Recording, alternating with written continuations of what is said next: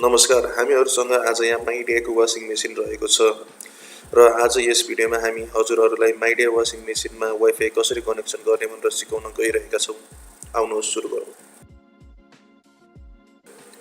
सुरुमा हामीहरूले Google play स्टोरमा गएर एम स्मार्ट होम भन्ने एप डाउनलोड गर्न सक्छौँ। एप डाउनलोड गरिसकेपछि हामीहरूले प्रोसेस सुरु गर्न सक्छौँ र सबभन्दा पहिला हामीहरूले टर्म्स एन्ड कन्डिसनमा एग्री गर्नुपर्छ। एग्री गरिसकेपछि हामीहरूले साइन अप गर्न सक्छौँ। साइन अप गर्नको लागि हामीहरूले इमेल वा मोबाइल नम्बर युज गर्न सक्छौँ। मानौँ कि अब पहिला हामीले मोबाइल युज गरेका छौँ। सर्वप्रथम हामीहरूले कन्ट्री कोड राख्नु पर्यो +977, त्यसपछि मोबाइल नम्बर राख्ने। मोबाइल नम्बर राखिसकेपछि ओटिपी कोड आउँछ। ओटिपी कोड हामीहरूले एन्टर गर्नुपर्दछ। एन्टर गरिसकेपछि हामीहरूले रेजिस्टर आफ्नो इच्छाको पासवर्ड राखेर रेजिस्टर गर्न सक्छौँ। रेजिस्टर गरिसकेपछि हामीहरूले पावर बटनलाई अन गरेर हामीहरूले नबलाई 1-2 चोटि घुमाउनुपर्छ। घुमाइसकेपछि प्रिवासमा हामीले 30 सेकेन्डसम्म होल्ड गर्नुपर्छ। होल्ड गरिसकेपछि हामीहरूले एपी भनेर देख्न सक्छौँ डिस्प्लेमा। हामीहरूले आफ्नो एपमा यस्तो इन्टरफेस देख्न सक्छौँ। यो इन्टरफेस देखिसकेपछि जुन हामीलाई पर्मिसन माग्छ हामीले त्यो सबैलाई एलाउ गर्नुपर्छ। एलाउ गरिसकेपछि हामीहरूले आफ्नो डिभाइसमा यस्तो इन्टरफेस देख्छौँ र रियलमा डिभाइसमा हामीहरूले वासिङ मेसिनलाई देख्न सक्छौँ र त्यसलाई क्लिक गर्न सक्छौँ। त्यसलाई क्लिक गरिसकेपछि हामीहरूले आफ्नो वाइफाईको पासवर्ड राखेर त्यसलाई कनेक्ट गर्न सक्छौँ। कनेक्ट गरिसकेपछि हाम्रो जुन वासिङ मेसिन छ त्यसमा एपीको अंश ब्लिङ्क गर्छ र वाइफाई एकचोटि कनेक्ट भइसकेपछि चाहिँ त्यो स्टेबल हुन्छ र हाम्रो वासिङ मेसिन चाहिँ वाइफाईमा कनेक्टेड हुन्छ।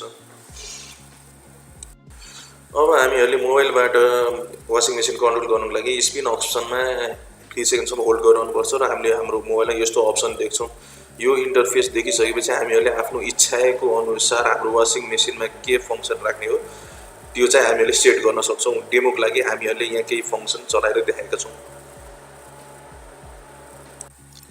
हामीहरूले आफूलाई चाहेको फङ्सन सिलेक्ट गरिसकेपछि हामीले स्टार्टमा थिच्न सक्छौँ। स्टार्टमा थिचिसकेपछि त्यहाँ टाइम ब्लिङ्क गर्छ र हामीहरूले टाइम स्टार्ट थाहा पाउन सक्छौँ। हामीहरूले अरू अप्सन फङ्सन पनि सिलेक्ट गर्न सक्छौँ। त्यसको लागि जुन अगाडि प्लस आइकन दिएको छ त्यो प्लस आइकनमा थिचेर हामीहरूले आफूलाई इच्छाको फङ्सन सो अनुसार हामीहरूले सिलेक्ट गरेर वासिङ मेसिनलाई त्यही अनुसार चलाउन सक्छौँ।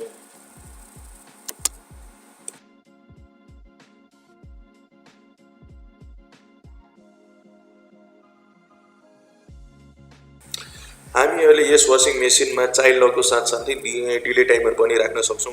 डिले टाइमरमा राख्नको लागि हामीहरूले यहाँ स्क्रिनमा तपाईँलाई डेमो देखाएका छौँ। यही डेमो अनुसार हजुरहरूले डिले टाइमर राख्न सक्नुहुन्छ र हामी यो वासिङ मेसिनलाई पनि यहाँ अफ भन्ने अप्सन दिएको छ जसको सहायताले हामीले मोबाइलबाटै वासिङ मेसिनलाई अफ गर्न सक्छौँ। तर हामीहरूले मोबाइलबाट वासिङ मेसिनलाई अन भने गर्न सक्दैनौँ।